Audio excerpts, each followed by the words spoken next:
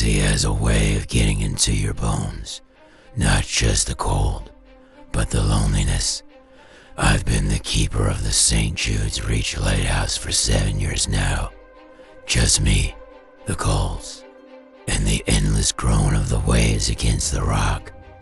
The light is my only constant companion. A sweeping blade of gold that cuts through the darkest nights. It's a simple life, a solitary one. And until last week, I thought it was a safe one. It all started with a storm. Not just any storm, but a real monster. A tempest that clawed at the tower for 3 days straight. The wind howled like a banshee, and the sea rose up, smashing against the foundation with the force of a battering ram. I've weathered dozens of these, but this one felt different. It felt angry. When the skies finally cleared, I went down to inspect the damage. The granite base was solid as ever, but one of the massive foundation stones, near the lowest tide line, had shifted. Not much, just a few inches, but enough to reveal a dark, jagged crack. Curiosity is a dangerous thing in a place like this. I should have just reported it, called for a maintenance crew from the mainland. But something drew me to that crack. A strange, low hum seemed to emanate from it, a vibration I could feel in the soles of my boots. I wedged a crowbar into the opening and heaved. The stone scraped, groaned, and then swung inward with a gut-wrenching finality. It wasn't a stone at all. It was a door. Behind it was a spiraling staircase, carved directly into the bedrock the lighthouse was built upon. The steps were slick with sea slime and descended into absolute blackness.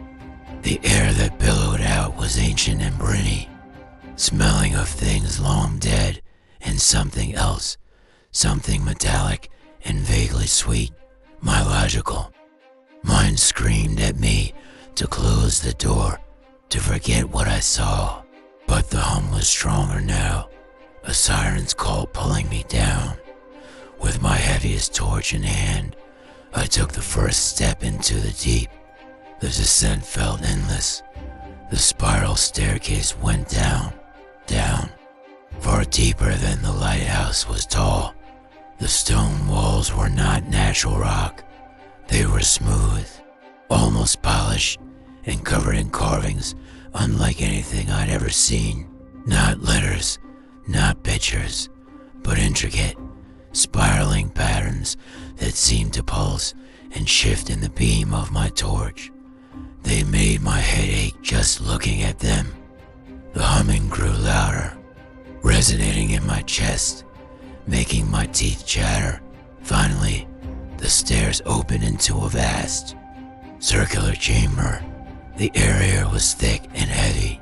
In the center of the room stood a single, colossal pillar of the same dark, carved stone, stretching from the floor to a ceiling I couldn't even see.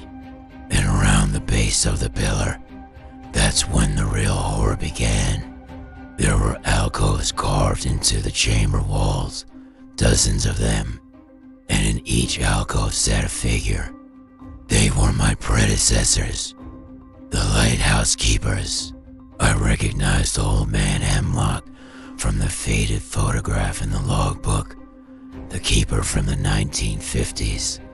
I saw a woman in a tattered Victorian dress, her face a mask of dried skin stretched over a skull.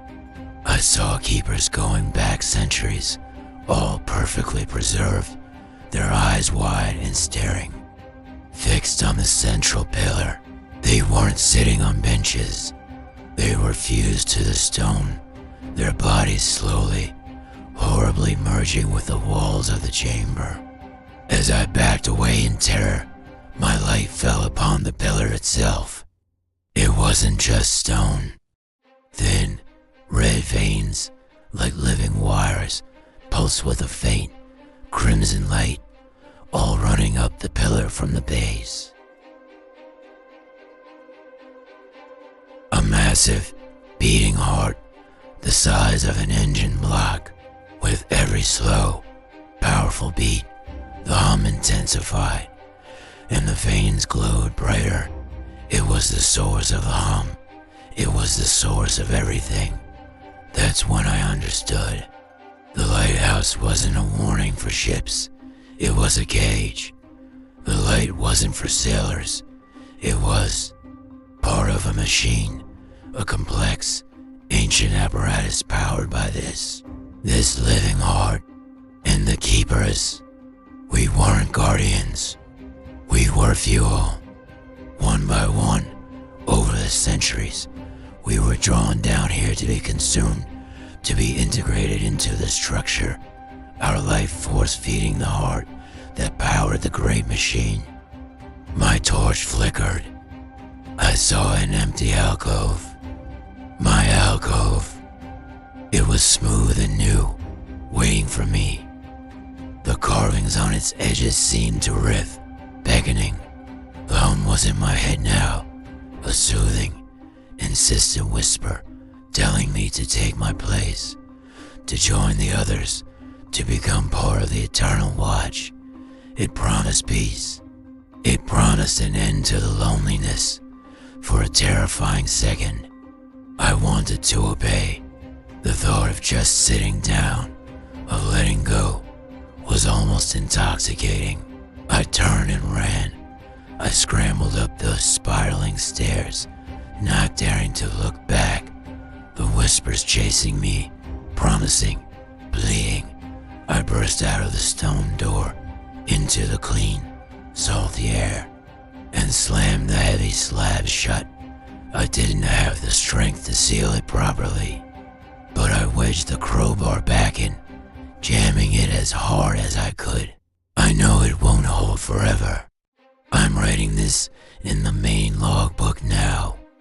The light is sweeping across the water, just as it always has. But now I know what it truly is. The hum is still there, a constant, low thrum beneath my feet. It's stronger at night. Sometimes I hear the whispers seeping through the floorboards. They know I'm up here. They're waiting. I can't leave. If I abandon my post, the light goes out, and I don't know what happens then. Does the machine fail? Does the thing in the deep break free? Is the light holding it back, or is it a beacon calling something else from the absolute dark? My name is Arthur Penhaligon. I am the keeper of the ST, Jude's Reach Lighthouse, and I believe I am the last one. The choice is mine. Go down and feed the heart, or stay up here and wait for the light to fail, and for the sea to finally claim its due. The storm is brewing again. I can hear it, and this time, I don't think it's just wind and water. It's coming for me.